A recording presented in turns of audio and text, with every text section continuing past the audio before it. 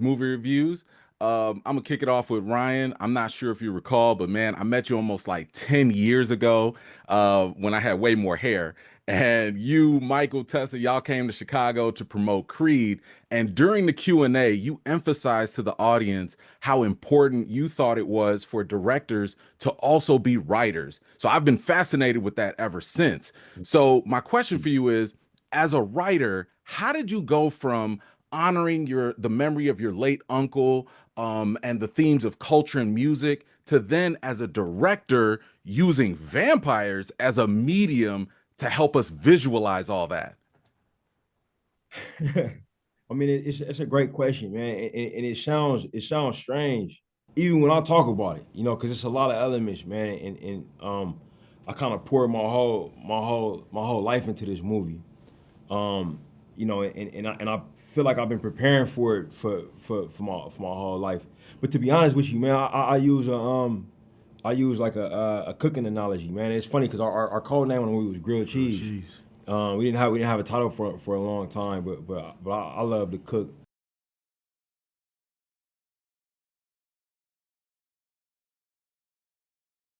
My family's specialty on my mom's side is gumbo. Like that's what they known for, right? They from the Gulf of Mexico. They from Port Arthur, Texas. And it's to this day the best gumbo I've ever tasted. And I'll put it up against anybody's, you know what I mean? And this film is that, you know what I mean? Like gumbo is its own dish, but it has a lot of crazy elements in it, you know what I mean? But when you say gumbo, you know what that is, it's more than just the sum of its parts. And for me, I love cinema. It's the artistic language that I speak the best. I love horror films. People didn't know that about me based off the last few films that I made. I wanted to really show my full self to the audience, and the reality is that Delta blues music, which is the most important contribution our country has made to global popular culture, I believe through this research, it's just an epic art form, but it has a very close relationship with religion. It has a very close relationship with the occult, with spirituality.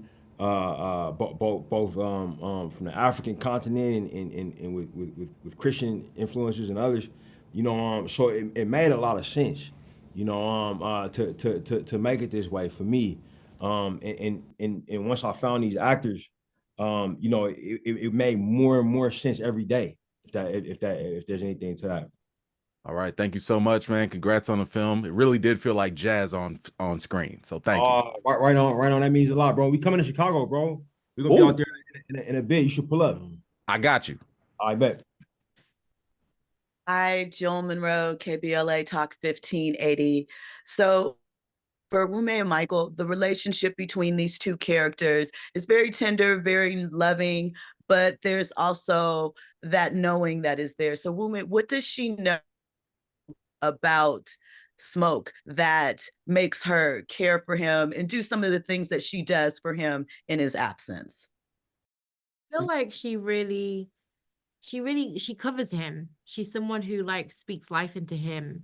She protects him. She's his safe place, his sanctuary, his home. And so I think whether they're physically together or apart, they're spiritually always entwined. And I think she's just someone who she says that she prays for him and his brother, because there is no smoke without Stack, every day. I don't know, I think he is a part of her power too. Her love for him is nourishes her fire and her power. Yeah. I agree. Amazing, thank you. Hi, my name is Ruben Peralta from Coca-Cola. How are you guys? Doing good. Doing great, bro. One of the things that I love about is the title of the film, because I feel it's loaded with moral and religious, that feeling of sinner, and the definition of being a sinner is very particular. And I wonder, what is your personal definition, even you, Ryan, because you wrote everything, in the context of this story? what is that definition of being a sinner inside of the story? That's such a great question, man. I love this title, and this is the first. We didn't, like I said, we didn't have a title for a long time. You know, it was almost a joke. Like our script supervisor, Steve Gerke, would pitch a title every day. Like, you know what I mean? Every day we would say, you know, he would hard sell a different title every day, and that was you know, we had so much fun, but I had a hard time coming up with a title for this movie, bro. Like an intensely hard time. And I think we found it like in a collaboration with a lot of different folks, a lot of different elements. But it was like once we found this, I was like, oh my God, it always had to be this, you know, because there's so much judgment involved in that title, but there's also an acknowledgement that everybody is this, you know what I'm saying?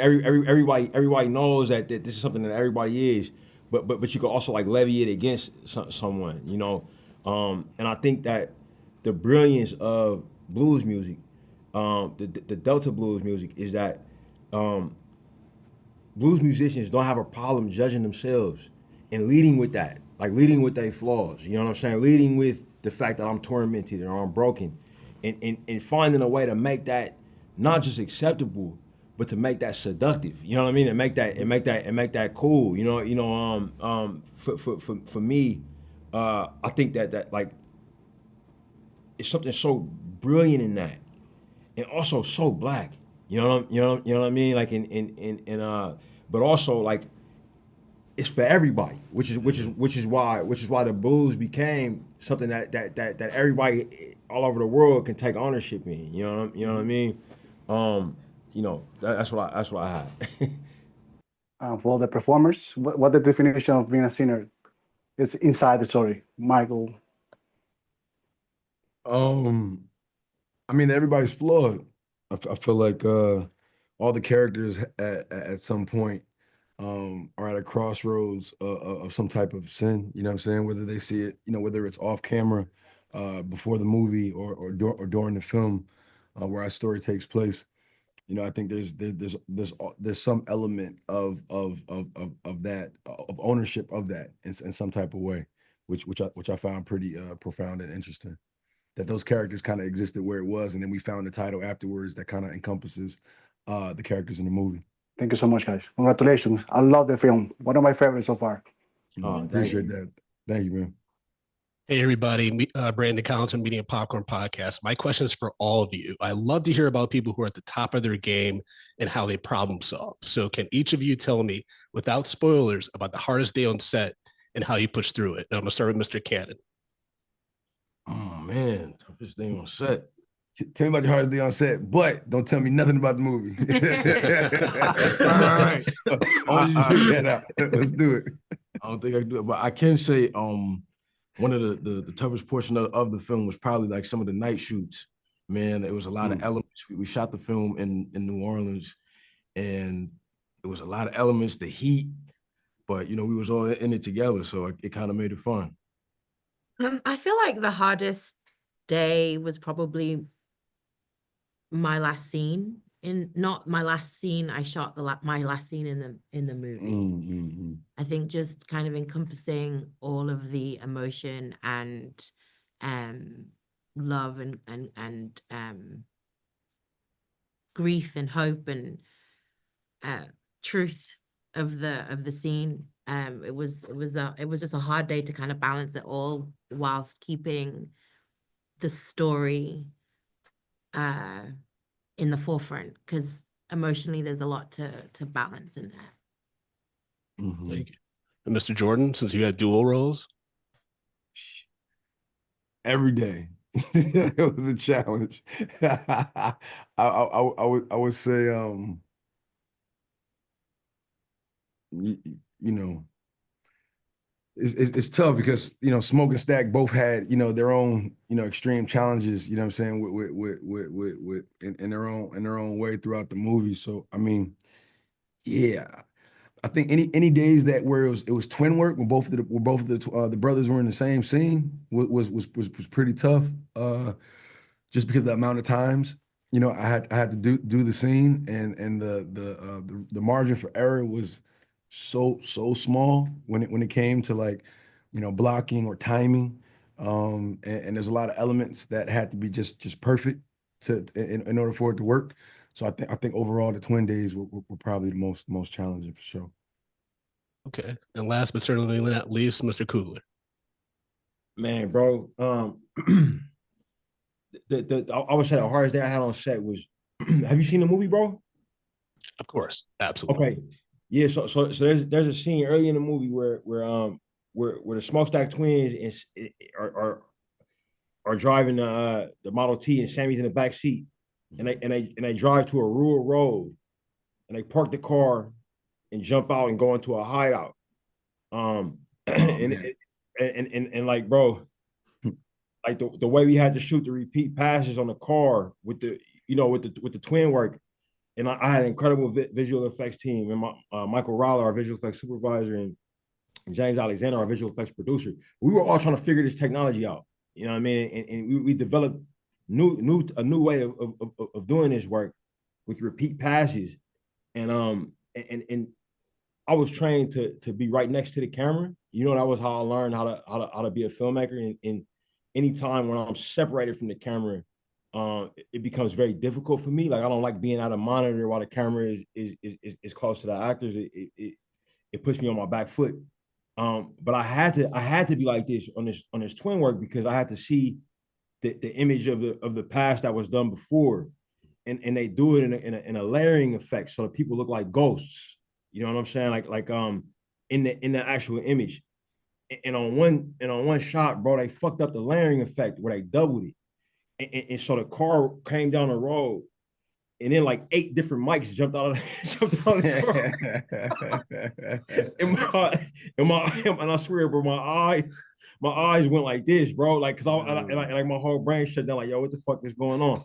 You know, and here's the other thing. Like, I'm making a twin movie, but and I love identical twins. I got a bunch of them in my family. I'm good with identical twins, but I have a doppelganger phobia. You know what I'm saying? Like so I'm good with identical twins, but doppelgangers will literally paralyze me with fear. You know what I'm saying? so they produced like 3 pairs of doppelgangers, literally, bro, like on separate timing. You know what I'm saying? So like all of these, it was like the Kendrick Super Bowl thing. Like, hella people got out the car, bro, out this Model T, and I just like shut down for 30 seconds. You know what I'm saying? And nobody knew why I was freaking out, except for Mike. You know what I'm saying? Like, but you know, that was definitely my most difficult day on set, I would say. All right. Well, I was not expecting that. Thank you all so much. Great work.